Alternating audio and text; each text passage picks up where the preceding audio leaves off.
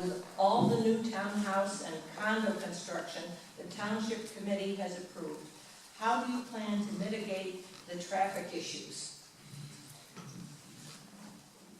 Back to traffic.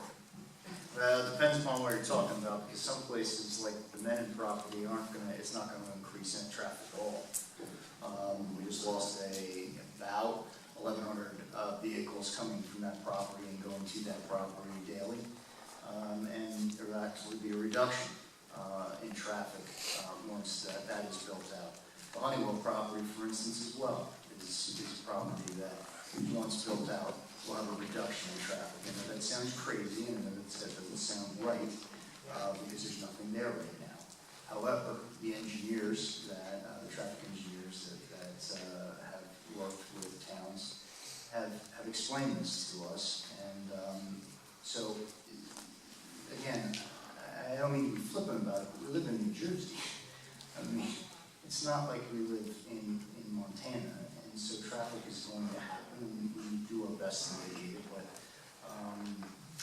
it is what it is. Okay.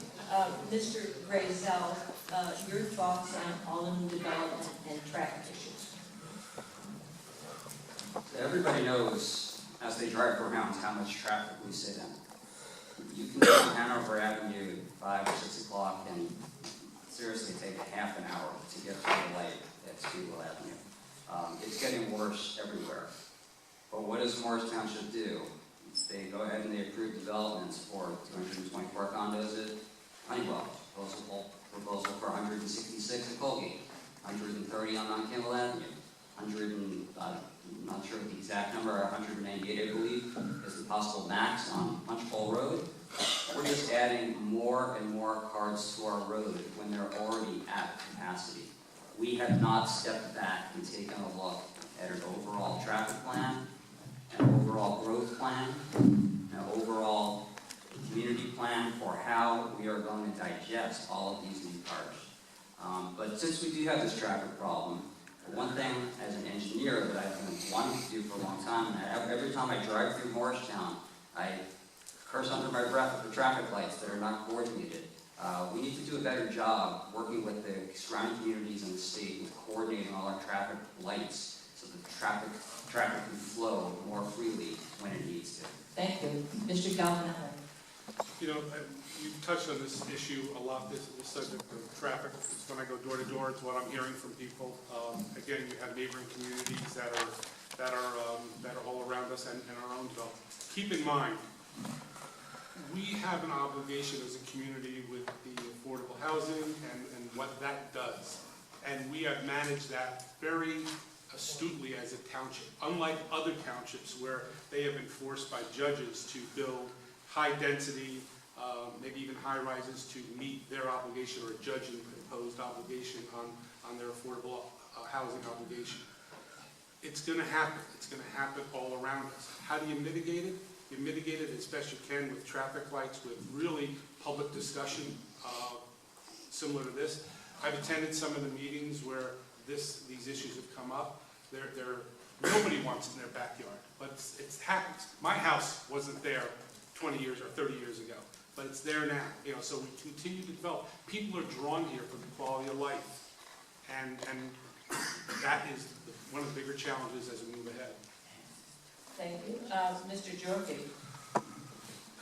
I think we all know how densely populated the state is, but I think a lot of people moved to Morris Township originally because they enjoyed the open space, they enjoyed that it wasn't as crowded as other parts of the state, and they enjoyed the quality of life they could live here. I think this is very much an opportunity for us to be a regional leader and taking a stand when it comes to development, whether it is just townhouses or condos in our town, or even if it's Hanover Township putting in strip malls across the street from our town, or Florham Park putting condominiums right across the street from our border.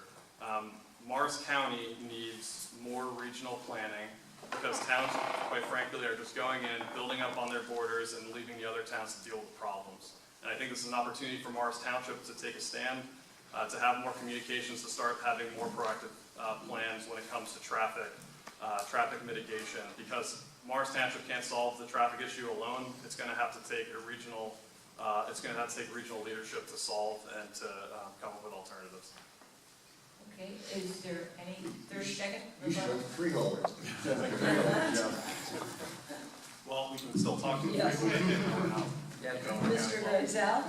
Sure, I'd just like to add on, I mean, we do live in the most densely crowded state, and we do have a lot of cars on our road. We need to find alternative solutions. Those cars aren't going away. Those people are here to stay, those cars are here to stay. So we need to find ways to get people out of their cars, onto their feet, onto their bikes, to get into the town centers. We don't do that right now. There are no connectors from outside the Morris Township to the core, which is Morristown. It's not our town, but Morristown is the core of our community. There's no connectors for our residents to walk and to bike into town. Let's start doing more of that. Any other 30 seconds? Okay, then